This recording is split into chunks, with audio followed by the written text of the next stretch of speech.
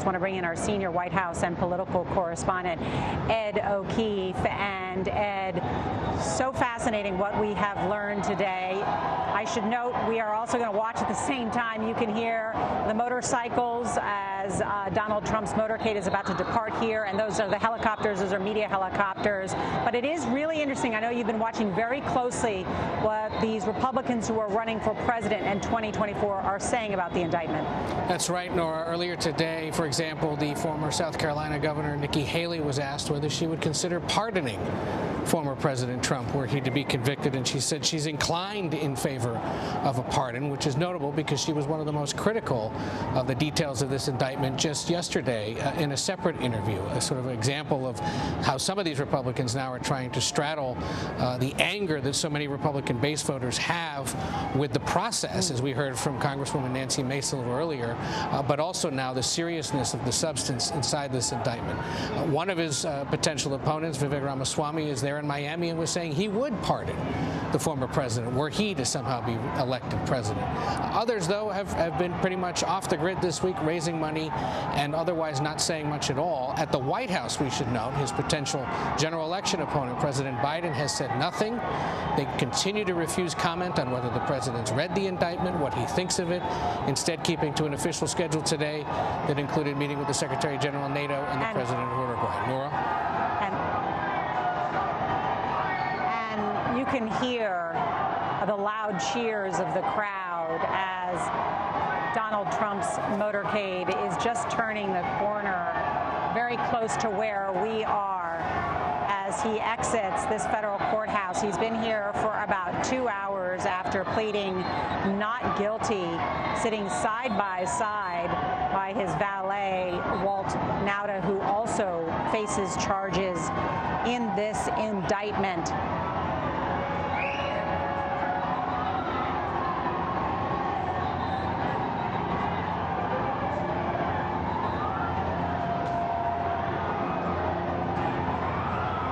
A supportive crowd gathered here in Miami.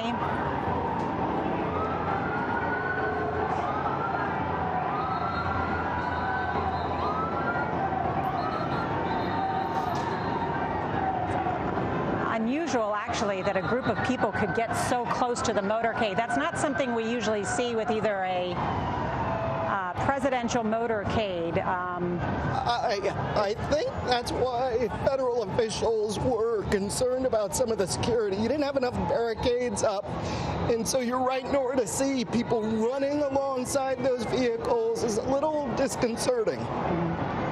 And he is now publicly expected to head back to the airport, and he will return to Bedminster, New Jersey, where he has another golf club there. He stayed at his golf club in Doral last night. Then he'll go back to Bedminster, where, as Major Garrett was telling us, he will meet with supporters and have a fundraiser tonight. I want to go around and get everyone's final thoughts on this. Robert Costa, you are down there in the thick of it, but this has been a monumental day. Robert? It really has, Nora. Nora, when you look at today, we've talked a lot about politics. We've talked a lot about the law. But I'm also thinking about American democracy. 50 years ago this summer, the Watergate hearings with President Richard Nixon transfixed this country. It was about whether the rule of law would persevere, whether the nation could remain calm. It was a turbulent time then. As you just saw from the scenes outside this courthouse in Miami, there's turbulence again in the United States in the middle of a presidential campaign. But at the core of it is a question: will the American democratic system, the rule of law, persist in a civil way, in a way where it's peaceful, whether it's the transfer of power in 1974 or whether it's the indictment and charges against a former president? A reckoning for America, especially its democracy today. A reckoning for America where the justice system is at the center of trying to hold Donald Trump accountable. At the same time, differing views about whether protecting America's secrets, America's military, and America's intelligence operations is worth it.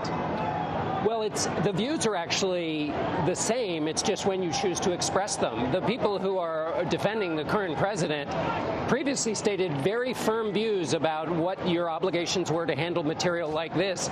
The chants you just heard could easily have included "lock her up," which used to be the signature chant of the Trump campaign rallies, which was supposed to be the criminal charges resulting from mishandling of documents, which were less grave than what's alleged in this indictment. So the standards just aren't being applied. But the reckoning that Bob talks about has two channels. One is the legal. There are rules and norms for that.